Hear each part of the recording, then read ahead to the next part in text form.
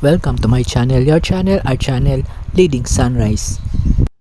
Welcome sa ating part 2 ng Peace of Our Lady of the Holy Rosary, Lanabal de Manila, dito pa rin sa Santo Domingo Church. So sasalubungin natin ang pagdating o ang pagbabalik ng prosesyon mula dito sa simbahan.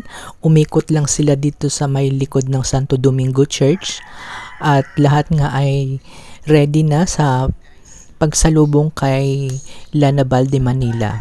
So ito yung kaganapan dito sa may entrance ng simbahan. Nakapila na at ayan, unti-unti nang dumarating yung mga kasama sa prosesyon. Unang-una itong mga nagbibindisyon ng incense.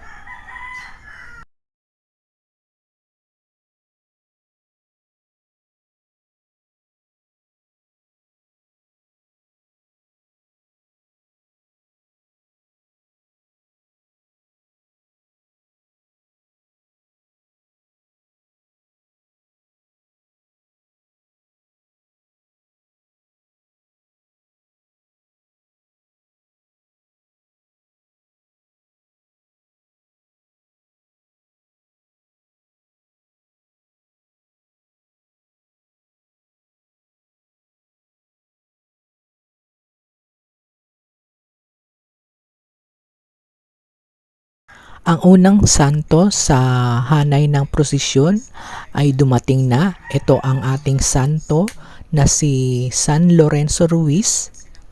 At dito nila ilalagi muna sa gilid ng simbahan.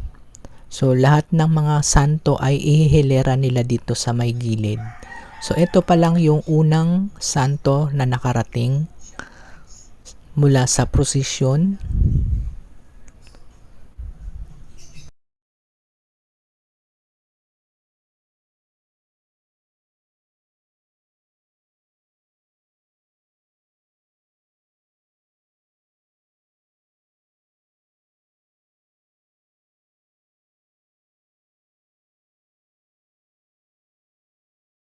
Ito naman ang paparating na pangalawang santo, ang pangatlong santo, na magkakatabi silang ihahanay dito sa gilid. So pinagbawalan na rin ang mga nanonood dito sa prosesyon at sasalubong sa prosesyon para nga hindi magkagulo dito sa daraanan ng ating mahal na Birhen Lanabal. Napapalibutan ito ng mga pulis.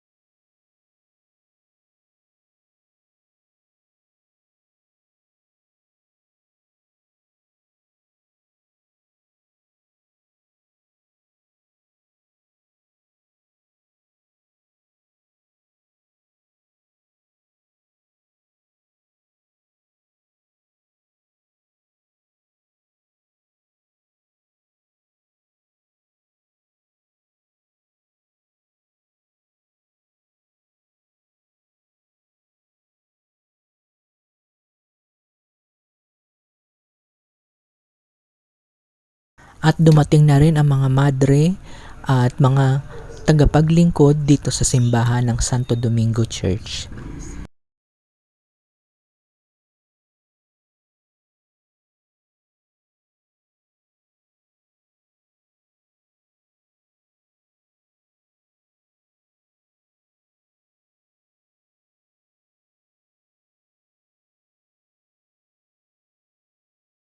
Nagkaroon din sila ng spotlight dito o yung kanilang pailaw para nga naman mas maganda ang pagsalubong natin sa prosesyon. Lahat ng kapaligiran dito sa simbahan ay binuksan na ang ilaw. Ang ganda ng mga ilaw dito, iba-iba ang kulay.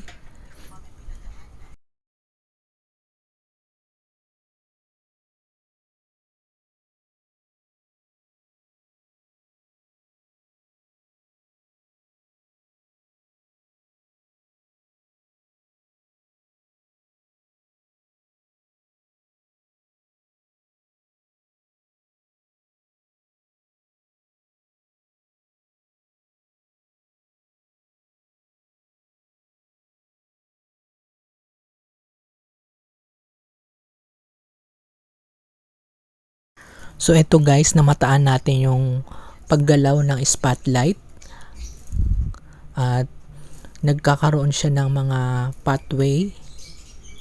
So ang ganda, at sa baba niyan meron big screen para nga makover yung pagdating ng mahal na birhen.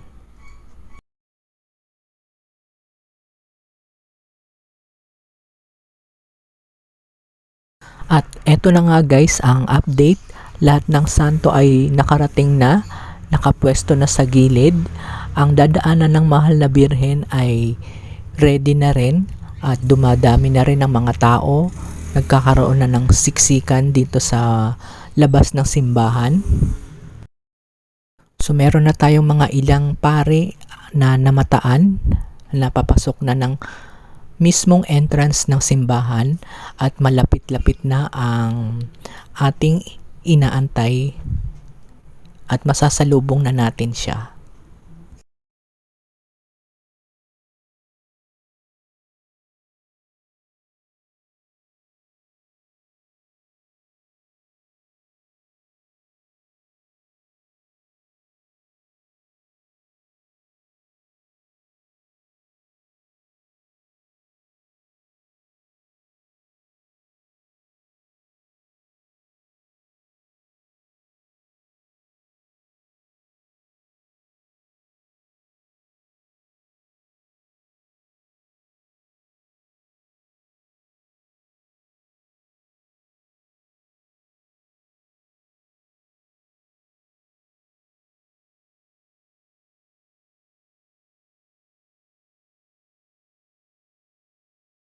At eto na nga, narito na yung mga sakristan na may dalang mga banner.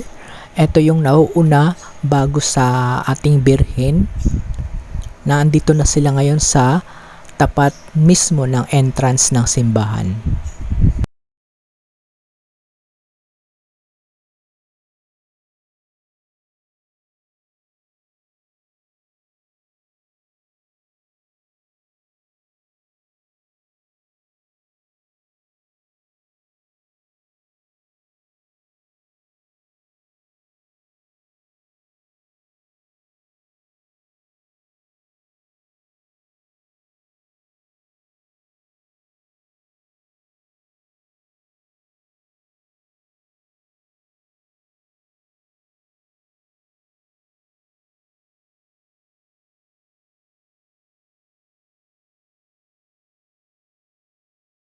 Sinundan ng mga madre at sakristan at ilang saglit na lang ay masasaksihan na natin ng malapitan itong Birheng Lanabal de Manila.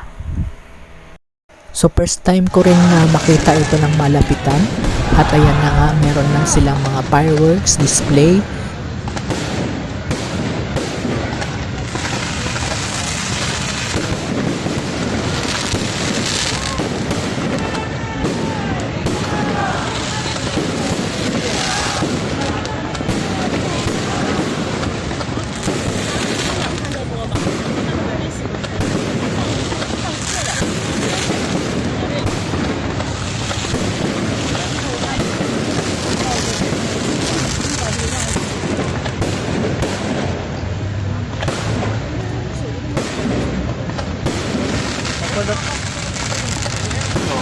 Papalapit na po ang birhen. Pwede po bang umatras po tayo? 2 hakbang papalikod.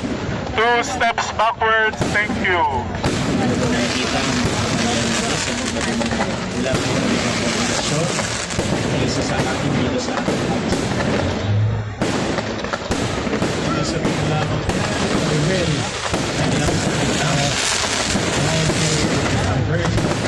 Around the corner now.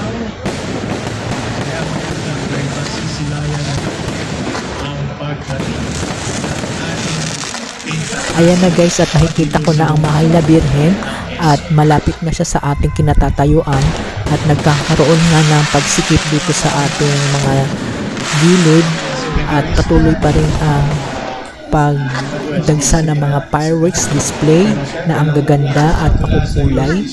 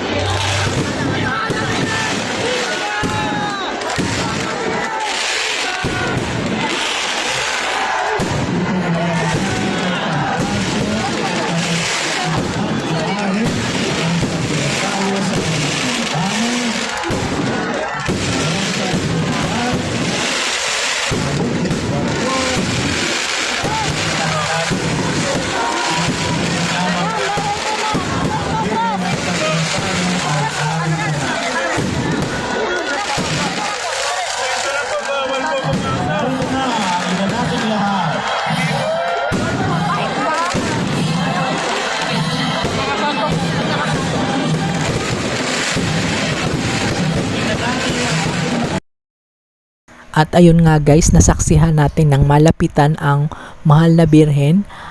Ang ganda nung kanyang kasuotan, gold na gold, at may mga pulang rosas sa ilalim nito. At nakapasok na nga sa loob ng simbahan ang ating mahal na birheng Lanabal de Manila. At dito sa ating kinatatayuan, patuloy pa rin ang pagdagsa ng mga fireworks display at napakakulay at ang dami-dami nilang mga design. So ang napipil mo dito ngayon ay parang ang saya-saya mo matapos lahat ng mga pagod at paghihirap na pinagdaanan dahil nga kapistahan ito ng Lanabal de Manila. At may mga fireworks display na nagpapasaya sa mga tao.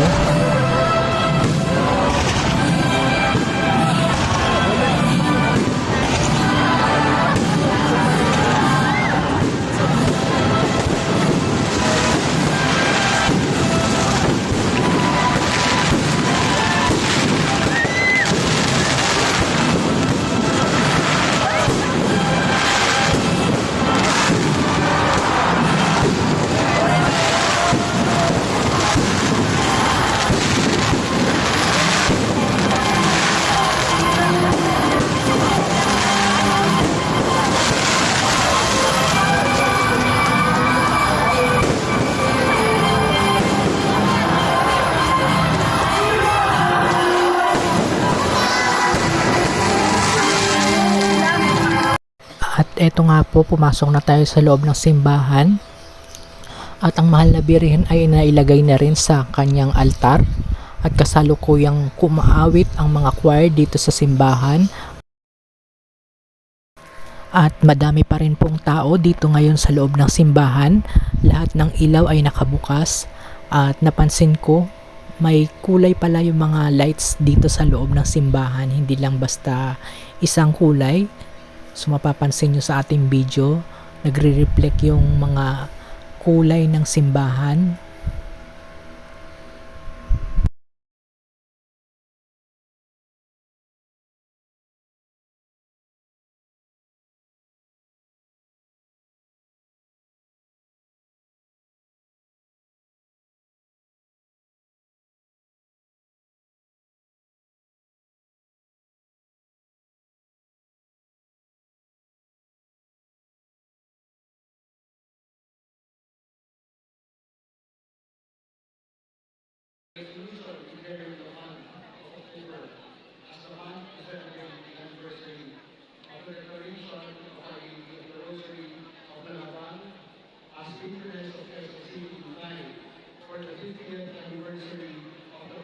Nagkaroon din ng kaunting program dito sa loob ng simbahan kasama ang mga LGU ng Quezon City sa pangunguna ni Mayor Joy Belmonte.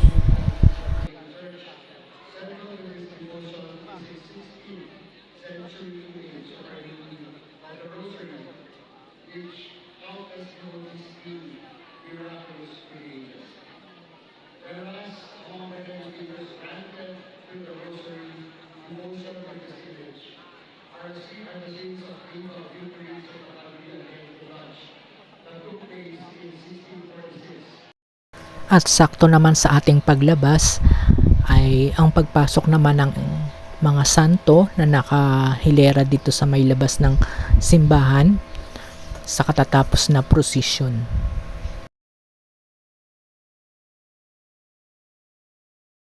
At eto nga guys, nabisita natin yung mga nakahilerang santo dito sa labas ng simbahan. Tiningnan natin ng malapitan at yung iba ay piniprepare na para ipasok sa simbahan. At yung mga tao ay humihingi na ng mga flowers and plants na naka-decor dito sa bawat santo. At ang bawat santo ay makukulay pa rin dahil sa mga ilaw nila. Pagpasensyahan nyo na yung ating pagkuha ng video kung hindi siya kalinawan. So ang nagsisilbing ilaw lang dito sa labas ng simbahan ay ang mga santo na nakahilera pa dito. Nagpapapicture ang mga tao at humingi ng mga bulaklak at plants. So ang ganda ng mga preparation na ginawa nila sa bawat santo, at mayroon daw taga-alaga ang bawat santo na ito. Kumbaga siya ang namamanata na dito, siya ang nangangalaga sa pagpapa-maintain at pag-aayos ng santo kada taon kapag may prosesyon.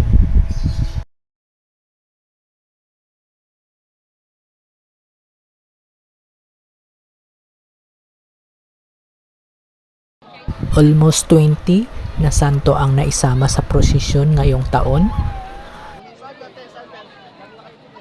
So kung makikita nyo, ang bawat tao ay may daladalang bulaklak at mga plants.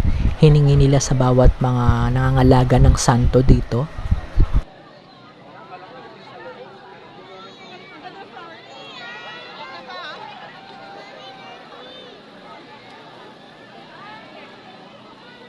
Comment down below guys sa mga namamanata sa mga santo at kung bakit sila humihingi ng mga flowers and plants na kasama dito sa prosesyon.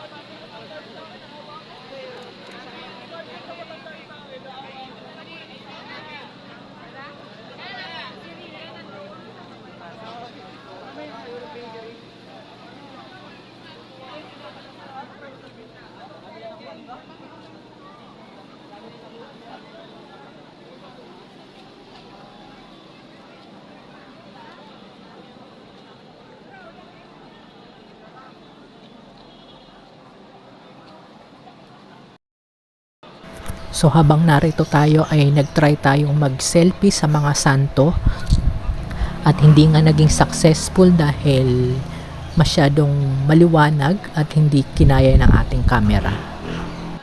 At bilang panghuli, pakinggan po natin ito.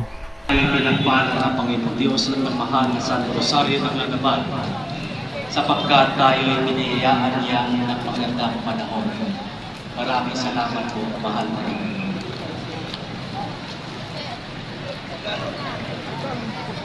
Sa pagtatapos ng ating pagdiriwang sa gabing ito, ang Dominican Province of the Philippines sa pamumuno ng aming Prime Regent, Reverend Father Filippo de la Cruz, Jr.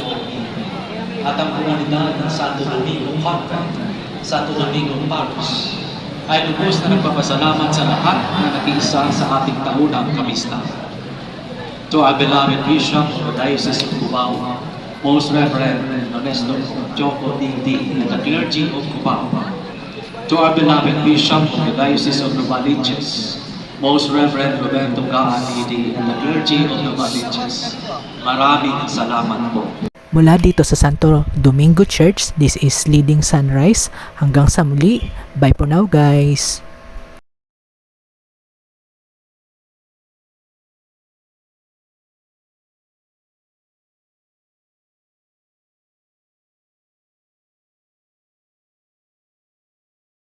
Please like, share, and subscribe to our channel and click the notification bell para updated kayo sa ating mga videos. Thank you for watching.